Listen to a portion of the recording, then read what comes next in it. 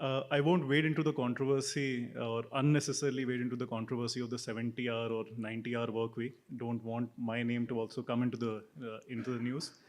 Avoiding that, though, it is something which is very important to the newer generation. It is something which we have seen become more and more important with every new generation which is coming into the workforce.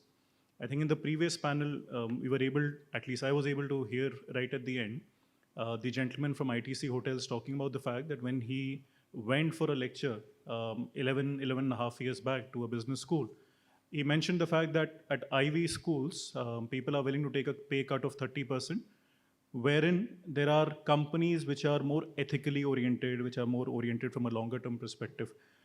Different take on that, but I think on the same vein, people are willing to compromise on other aspects today as long as there is a work culture which gives them the flexibility to decide when is it that they want to work, where is it that they want to work from, and an overall holistic environment which looks at their development. So it's a very important topic. It's a very important reason for people for choosing jobs today, in my view. See, I've had the opportunity to work at a couple of places outside of India.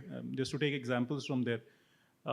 So when I was in Switzerland, this would not even be something which would be there at the table. It would be kind of assumed that the first thing you look at is your own physical well-being. You look at your own mental well-being as well. And thankfully, that conversation is happening now in India as well, that people have started talking about mental well-being, which also has a big correlation with how many hours you work.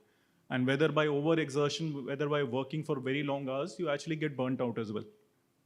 Similarly, in Indochina, which was my second assignment, based out of Thailand, there's this concept there in Thai called Mepanrai. It means quite a lot of things, but one of the things it means is what will be, will be. So don't worry about it. Thankfully, these are two countries where the per capita GDP is higher than us.